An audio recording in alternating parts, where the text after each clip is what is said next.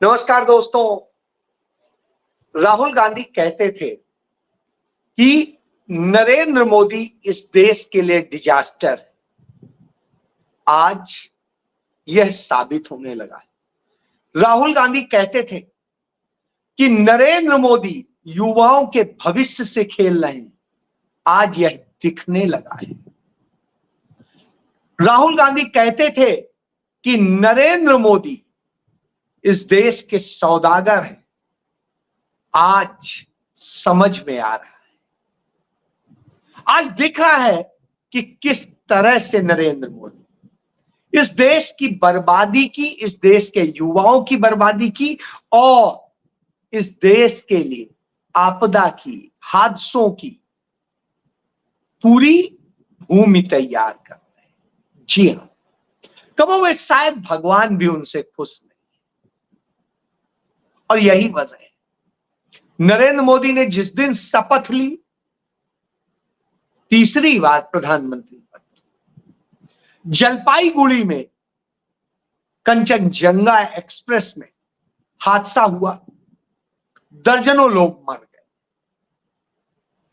सैकड़ों लोग घायल हो गए और भी बहुत कुछ। और जो नुकसान हुआ वो अलग। इसके बाद 3 आतंकी हमले हो गए। हमारे देश के 9 जवान हमने खो दिए।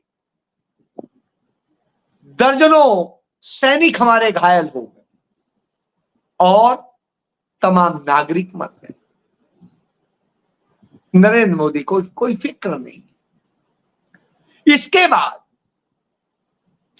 आज लखनऊ आगरा एक्सप्रेसवे पर एक बस का हादसा होता है, डबल डेकर बस का, और उसमें 1.5 दर्जन लोग मर जाते हैं स्पॉट पे। कई मरणासन्न स्थिति में है। तो आप समझिए यह स्थिति है। इसके अलावा तमाम पेपर लीक होते हैं, बच्चों का भविष्य खतरे में, तमाम और चीजें होती हैं। और नरेंद्र मोदी जिस कमेटी के खुद चेयरमैन है, उस कमेटी का एक टेस्ट का वो होता है नौकरियों के लिए, ARO के का जो एग्जाम होता है, और उसका ठेका उस कंपनी को दिया जाता है जो ब्लैक लिस्टेड है, गुजरात की कंपनी। वो सरेआम नकल कराती है, सरेआम नकल कराती है गुजरात की वो black listed company. Narendra Modi की कृपा है। यानी भविष्य भी बर्बाद करेंगे, हादसों में भी झोंकेंगे और न जाने क्या क्या। और उसके बाद आपने देखा कि किस तरीके से नरेंद्र मोदी के तीसरी बार सत्ता संभालते हमने देखा है। बाबाओं की जो एक माया जाल चल रहा है, उस माया जाल में, हाथरस में 125 लोग मर जाते हैं, सैकड़ों लोग घायल होते हैं, और उसके बाद में SIT बना के 3-4 दिन के अंदर उस बाबा को क्लीन चिट दे दी जाती है। यह SIT इसलिए नहीं बनती है कि न्याय देना है, इसलिए बनती है कि क्लीन चिट देना है। दे दी गई। तमाम एयरपोर्ट्स पे उनकी छतें गिर गई, कई लोग मर गए, कई घायल हुए, लेकिन क्लीन चिट का खेल चल रहा है। इसके बाद में तमाम एक्सप्रेसवे, तमाम और सड़कें, तमाम पुल, तमाम सब कुछ धंस गया, लेकिन सब क्लीन है। रामपथ टूट गया, राम के नाम पर बना मंदिर, उसकी छत टपकने लगी। ठेका किसके पास था? उन्हीं मोदी के गुजराती भाइयों के पास यह हुआ। और पैसा किसका था?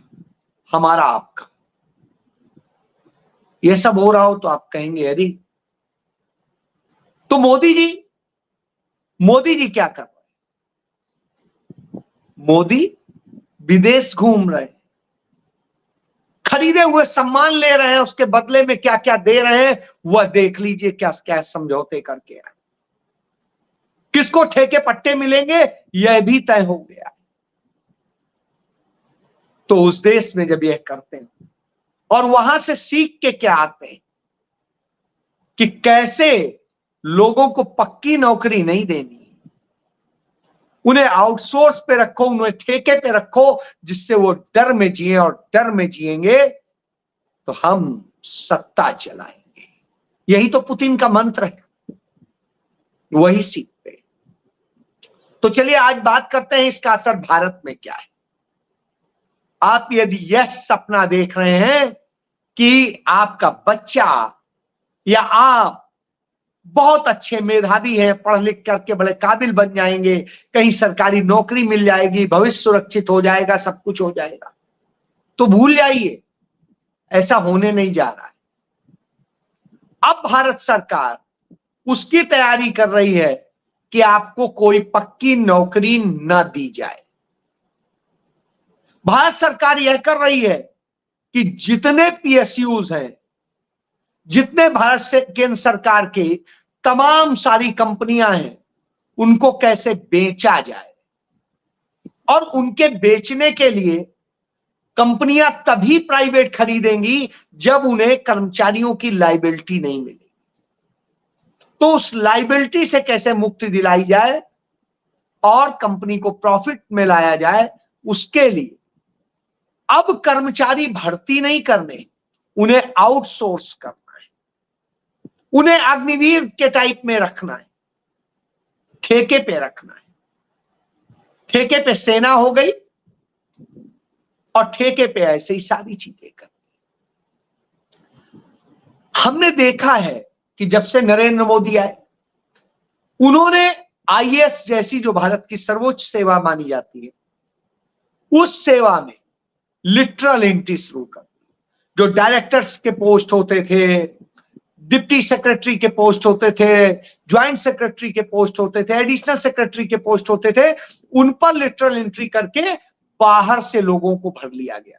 अब बाहर से कहने का मतलब संघी भर लिए गए और उनको तमाम विभागों में तमाम जगह की जिम्मेदारी देके जो कराना चाहते हैं वो करा रहे। तमाम संस्थानों में संघियों को सीधे भर्ती कर लिया गया।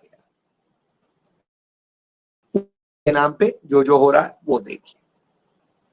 तो यह सब खेल जब चल रहे हो तो आप तमाशा देखेंगे, आप सोचेंगे बच्चा हमारा पढ़ रहा है, बहुत अच्छा है, जॉब मिल जाएगी, तो भूल जाइए,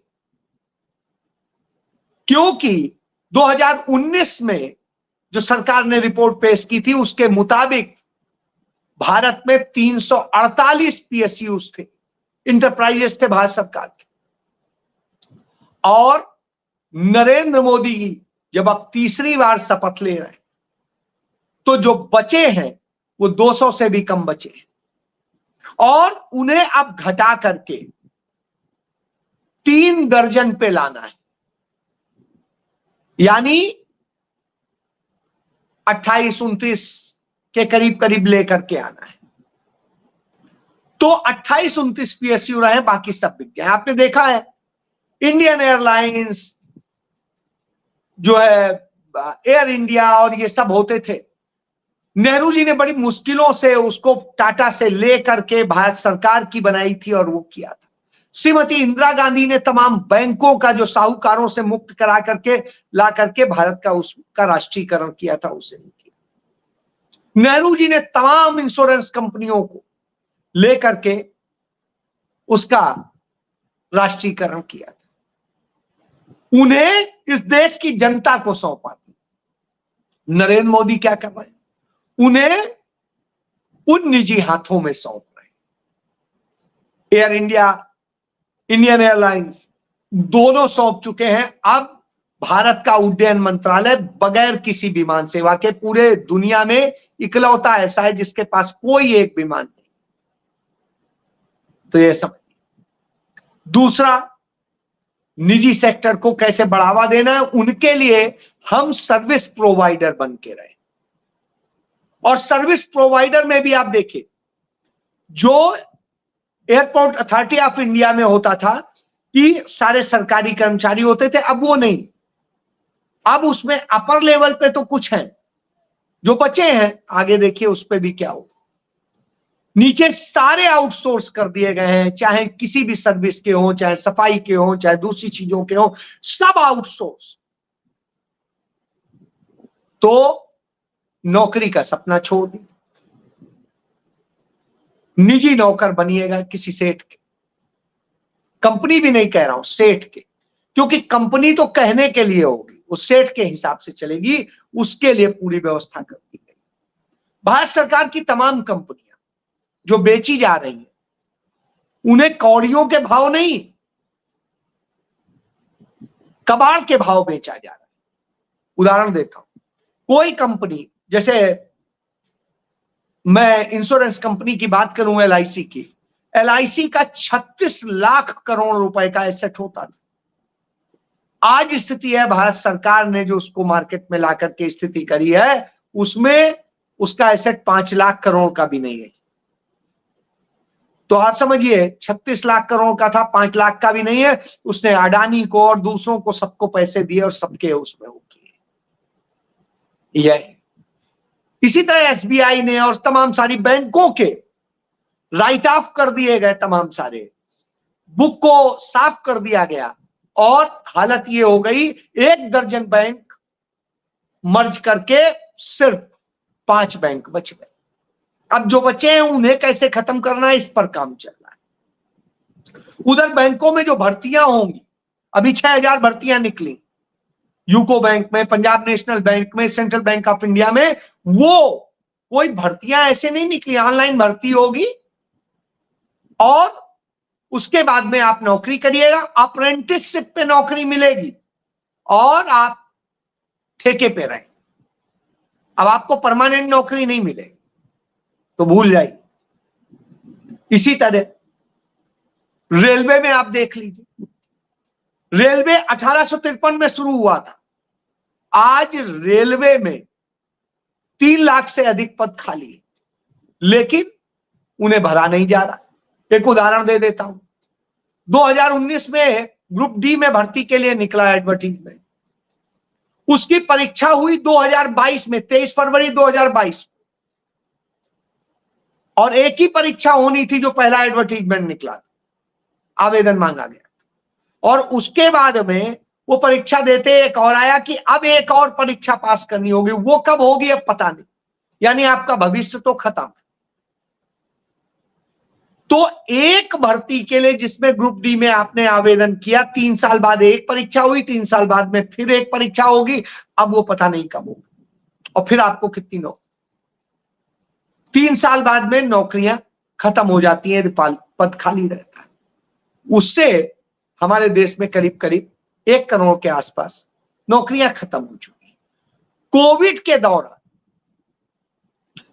1.25 करोड़ से अधिक, 1.5 करोड़ कहिए राउंड फिगर में, 1.5 करोड़ नौकरियां पूरी तरीके से खत्म हो।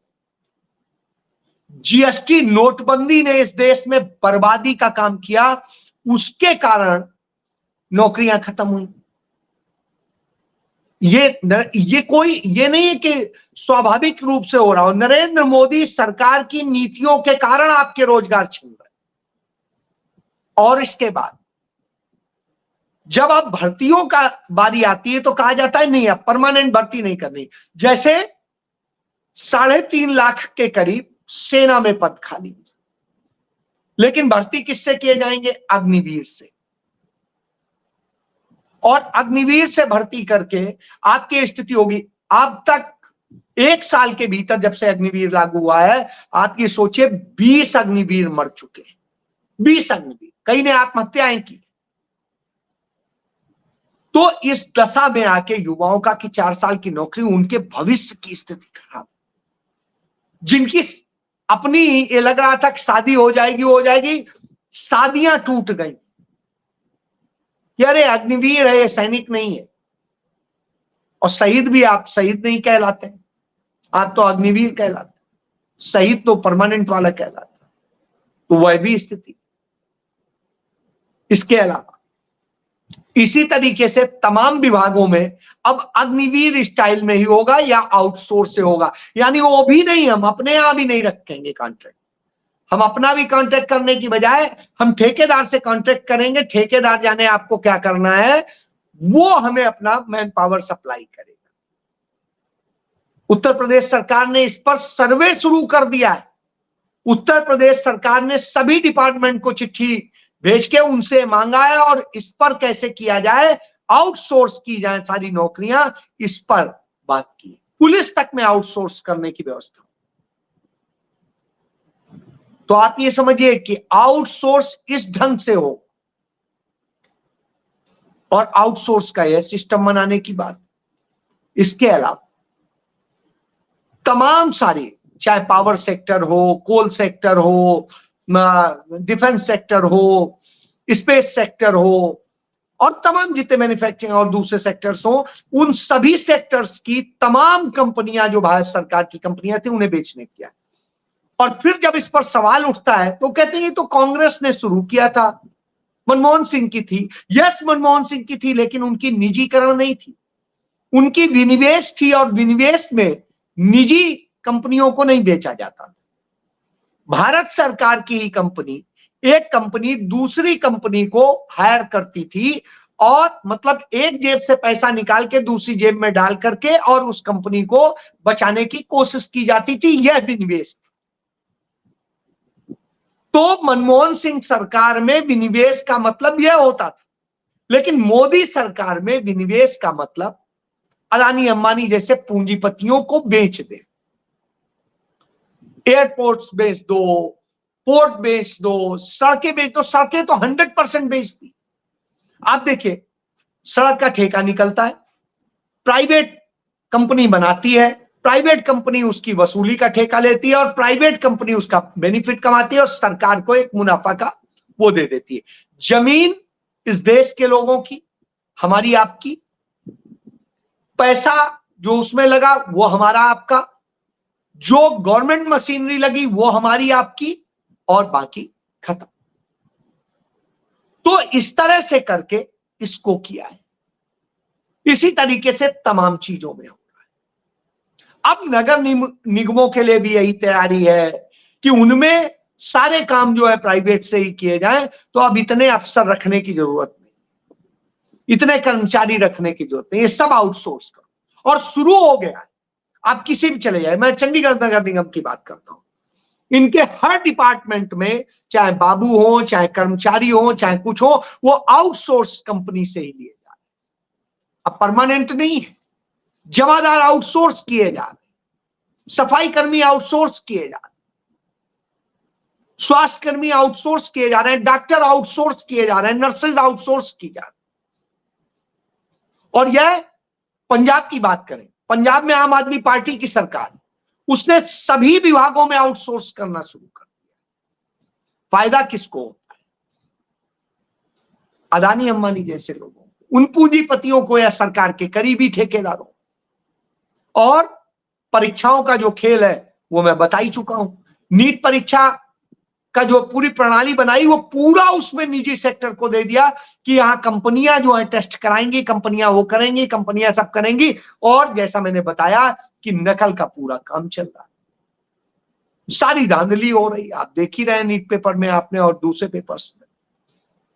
तो मोदी से बड़ा डिजास्टर और कोई नहीं।